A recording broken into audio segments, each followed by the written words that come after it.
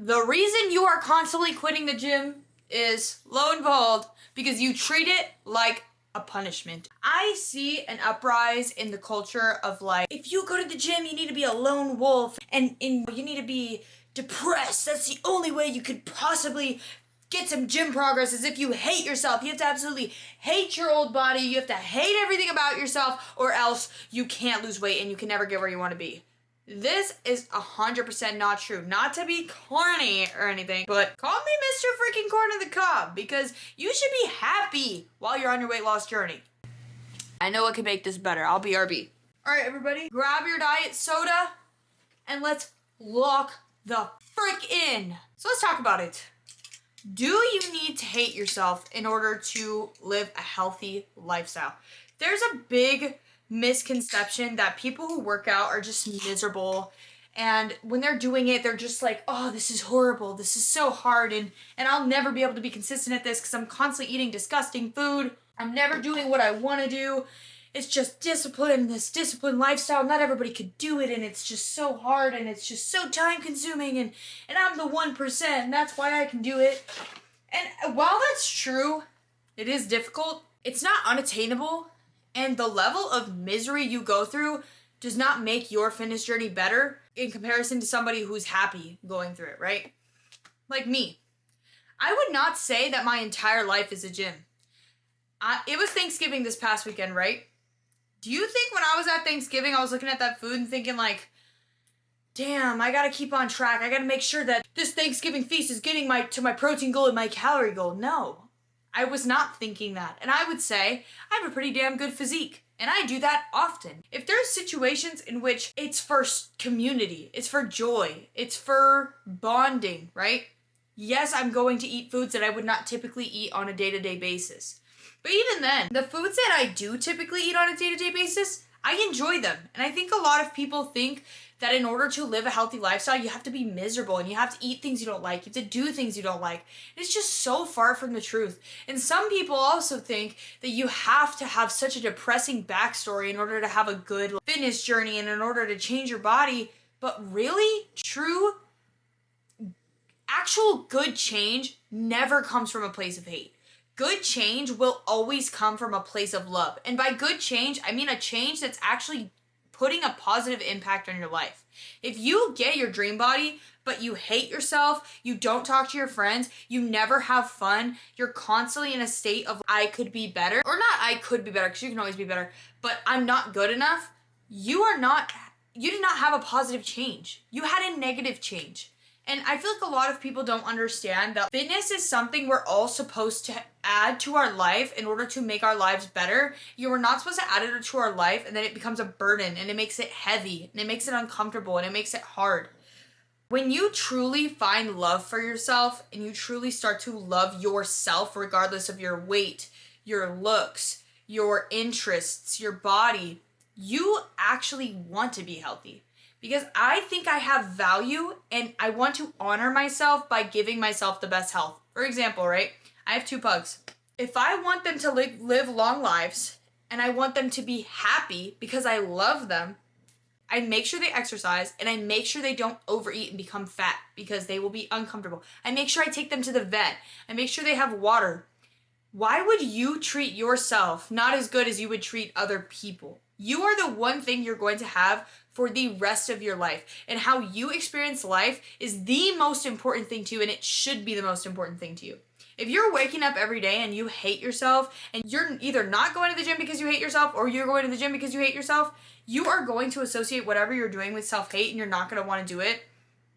For example, when I first started going to the gym, not to the public gym, lifting at my house, I was doing it because I thought I was fat and I thought I needed to work out because it was a punishment. Other people don't have to do this, but I have to do this because I'm so fat and I have no self-control and I'm a horrible fat piggy and I need to work out because I'm such a fat, stupid pig, right?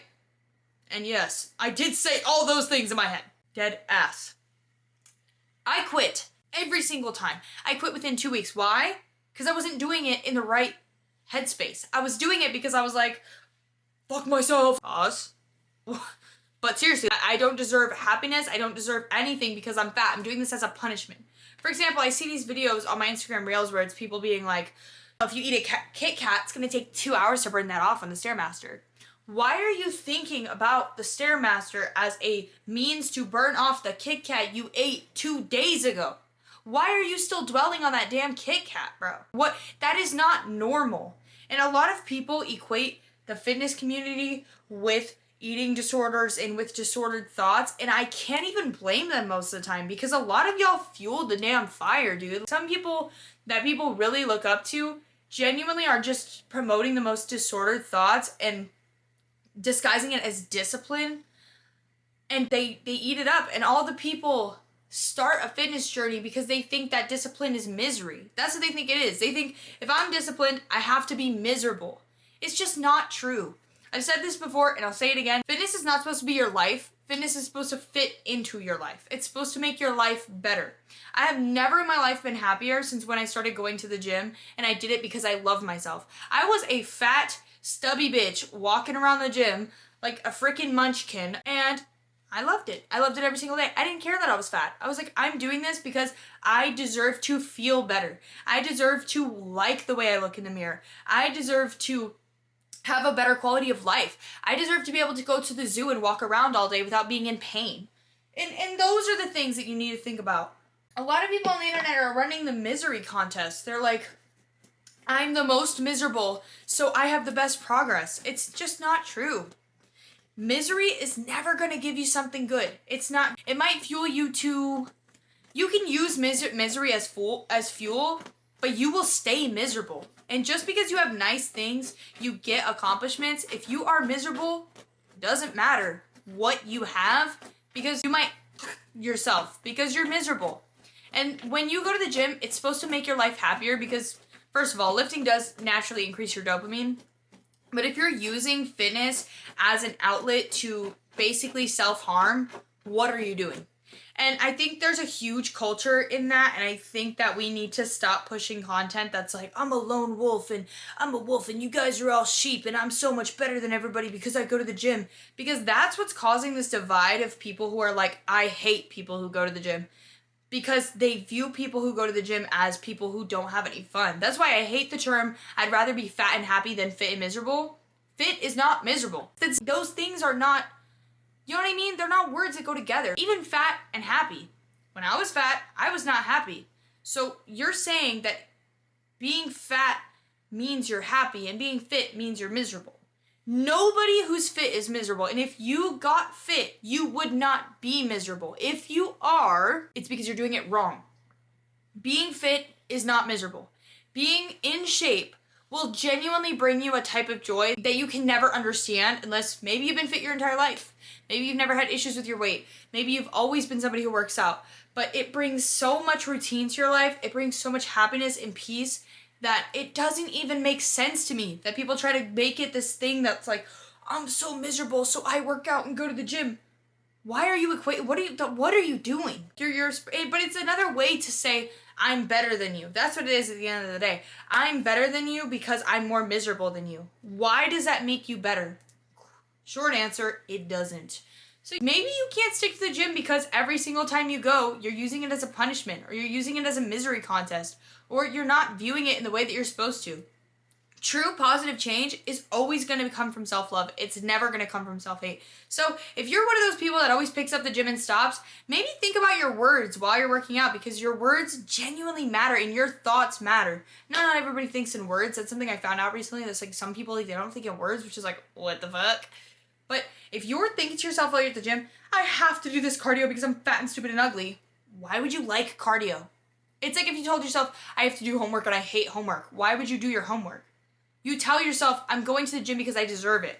I'm doing this cardio because it's making me stronger. I'm doing this cardio because it's making me healthier. Not, I'm doing this cardio because if I don't, I'm going to get fat. It's just so messed up. And with Thanksgiving coming up, I hope everybody who watches this can understand. You can eat whatever the fuck you want on Thanksgiving. It's not going to ruin your progress. If you're one of those people that's prone to binging afterwards, my biggest piece of advice I can give you is get the smallest serving of everything possible. And if your body wants more food, try your best to honor those cravings, because I've noticed I'm more prone to binging when I don't honor those cravings. If I tell myself, no, I'm only allowed to have one plate, but I actually want 2 plates, I end up binging. So You know yourself better than I do, but that's a little bit of advice. Thank you guys so much for watching, and I love you. See you for the next one. Bye!